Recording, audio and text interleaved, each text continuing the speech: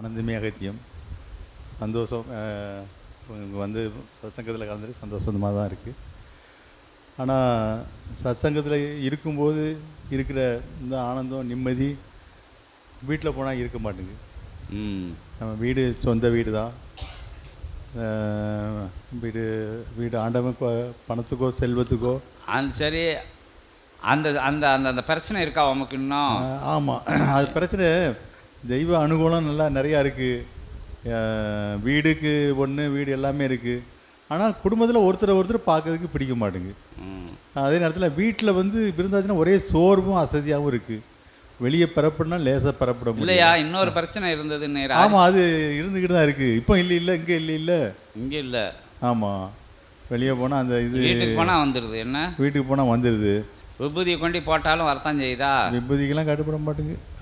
ஆமாம், அதுன்ட்டு அது எனக்கு கேட்டாச்சுன்னா இது இப்போ முன்ஜென்ம வினையா இல்லை பாவமா சாவமா இல்லை வீடு மாறணுமா ஒன்றுமே புரியல எனக்கு. வந்து என்ன தெய்வ அனுகூலங்கள் தேடி போகாத இடத்துக்கு இப்போ உங்களோட தரிசனம்லாம் கிடைக்கணும்னா சாதாரண விஷயம் இல்லை. இப்படிலாம் கிடைக்குது. கோயிலுக்கு போனால் நடை திறந்து அம்மன் காட்சி தர்ற மாதிரி நிலையெல்லாம் இருக்குது. ஏன்னா எங்கே போனாலும் ஒரு வெளியே போனால் நல்லா தான் நிம்மதியாக இருக்குது. ஒரு இது குலதெய்வம் சொரிமுத்து ஐயனார் கோயிலுக்கு போகணுன்னாங்க. அன்றைக்கி வந்து அங்கே யாருமே 6 மணிக்கு மேலே தங்க முடியாது. கோயில் நடை நமக்கு எனக்காக 5:30 மணிக்கு பூட்டுற 5:30 மணிக்கெலாம் பூட்டிடுவாங்க. திறந்து விட்டு அபிஷேகம் பண்ணி வண்டி ஏற்றி விட்டாங்க. அப்படிலாம் நல்ல நிறைய காரியங்கள் நல்லா நடக்குது. ஆனால் வீட்டுக்குள்ளே இருக்கிற வீட்லேயும் என்னுடைய உடம்புலையும் தான் பிரச்சனை இருக்குது. என்னுடைய முன்ஜென்ம வினையா இல்லைனா பாவமா காரணமா தாய் தந்த சாபமா ஒன்றுமே புரிய மாட்டேங்குது. இது ஐயா தான் எனக்கு. வீட்டில் இவருக்கு இங்கே இருக்கையில் ஒன்றும் செய்ய மாட்டேங்கான். வீட்டுக்கு போனான்னா அந்த செல்லு மேலே எல்லாம் செல்லு அரிக்கும். அது ஒரு ஆள்கிட்ட கேட்டேன். எங்கள் ஊரில் ஒரு அப்பண்டுன்னு ஒரு மருந்து கடை வச்சுருப்பார். ஐயா, கோழி செல்லு வந்து ஆளை கொள்ளாமல் போகாது, அது கோழியை பிடிச்சாலே கொண்டு விடும், உங்களை எப்படி வச்சுக்கிட்டு இருக்கு வீட்டுக்கு செய்யாது. ஆமாம், இல்லை அது இப்போ பெரிய இதான். அது என்ன நான் அனுபவித்து பார்த்தா தான் தெரியும் அந்த கஷ்டத்தை. என்ன அது வந்து உடம்புல இருந்துக்கிட்டு வீடு துணி மணி புஸ்தகம் பர்ஸு எரிக்கலம் செடியெல்லாம் போட்டு பார்த்துட்டீரா? எரிக்கலை செடியை போட்டாச்சு. ஏன் பூச்சி மருந்தே வீட்டுக்குள்ள அடிச்சு பூச்சி மருந்து அடிச்சுட்டு தான் இன்றைக்கும் படுத்துக்கிட்டு இருக்கேன். ஆமாம், என் பையில் பாருங்கள் இப்போவும் அது பேர் என்னது எறும்பு பொடியை வச்சுக்கிட்டு தான் வெளியே வாரேன். ஆமாம், சில நேரத்தில் கம்பு வீட்டில் வந்து கடிச்சிக்கிட்டு இருக்கோம். தட்டியாச்சுனாலும் போகாது. எறும்பு பொடி எடுத்து இப்படி லேசாக தேய்ச்சாச்சுனா தான் இதாக இருக்கும். ஆனால் தெய்வானுகூலங்கள் எல்லாமே நல்லா இருக்குது. இது என்ன காரணன்றது தான் எனக்கே. சரி, அதுக்கு ஏதாச்சும் சூட்சமாக இருக்கான அகத்தி பெருமான்கிட்ட கேட்போம். வணங்கி நில்லும் ஏதாச்சும் செய்யறதுக்கு வாய்ப்பு. ஐயா திருவடியே சரணம். வாழைச்சித்தர் ஓம் ஸ்ரீ வாழைச்சித்தர் அகத்தி சுவாமி சரணம் சரணம் சரணம். இதுக்கு ஒரு தீர்த்தத்தை கீர்த்தத்தை கொண்டு தெளிச்சு பாருங்க. இன்புற்று வாழ்க. அகத்தியமே ஜெயம்.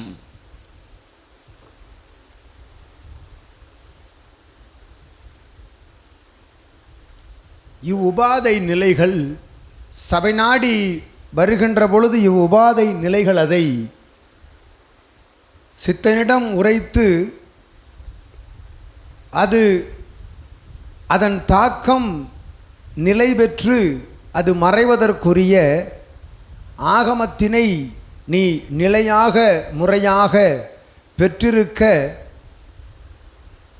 இச்சஷ்டி பெருவிழாவின் சற்சங்கத்திலிருந்து அகத்தியன் யாம் உரைத்து மகிழ்கின்றோம். வரும் ஏகாதசி தினமன்று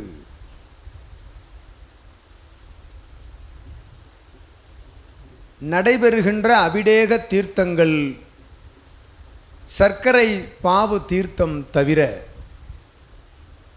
நடைபெறுகின்ற 7 அபிடேகத்தில் 6 அபிடேக தீர்த்தங்களை ஒன்றாக சேகரித்து அதனை உனது இல்லம் முழுவதும் தெளிப்பதற்குரிய அளவீட்டில் இங்கிருந்து பெற்று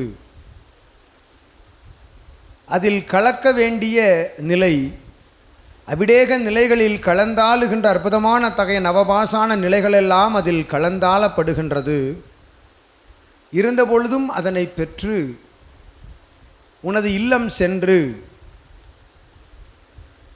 அத்தர் புனுகு ஜவ்வாது பஞ்சகாவியம் இதனை ஒன்றாக கலந்து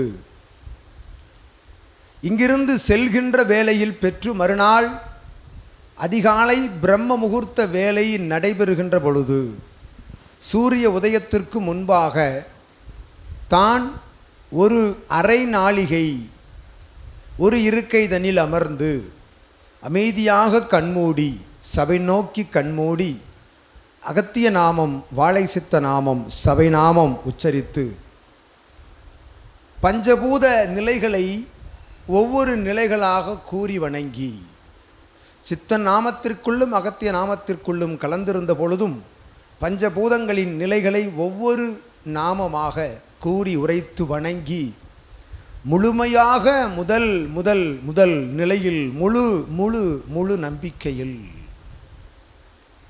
ஒரு எல்முனை அளவு கூட சந்தேக நிலையில்லாது அதனை இல்லத்தில் ஒரு மீதம் இல்லாது தடம்தனில் உனது இல்லத்தில் தெளித்து வீட்டில் இருக்கும் நபர்களும் தன்னுடைய சிரசில் தெளித்து நாமம் உச்சரித்து கொண்டே தெளித்து அற்புதமாய் இல்ல திருவாயிலிலும் அதனை தெளித்து இல்லம் சுற்றியும் தெளித்து இல்லத்தின் மேல் நிலையிலும் தெளித்து ஏகாதசி பெருநாள் என்று செய்கின்ற ஆகமம் இதனை தெளித்து நாமங்கள் உள்ளுக்குள் உச்சரித்து கொண்டே தன்னுடைய இல்லத்தில் பூஜை அறையில் பால திரிபுர சுந்தரியினுடைய படம், சித்தனுடைய திருவுருவப் படம், தன்வந்திரி பகவானுடைய திருவுருவப் படம், இம்மூன்றையும் ஒன்றாக வைத்து வணங்கி அற்புதமாய் வலம் வருகின்ற பொழுது படிப்படியாக நிலை குறைகின்ற ஆற்றலை காண்பாய் விரைவில் என்று அகத்தியன் நல்லாசிகள் வழங்கி மகிழ்கின்றோம். ஓம் அகதீசாய நமக. என்புற்று வாழ்க. அகத்தியமே ஜெயம், ஆனந்தமே அகத்தியம். யோ இப்போ சும்மா நின்று கும்பிட்டுக்கோரும் யோ பாவம்.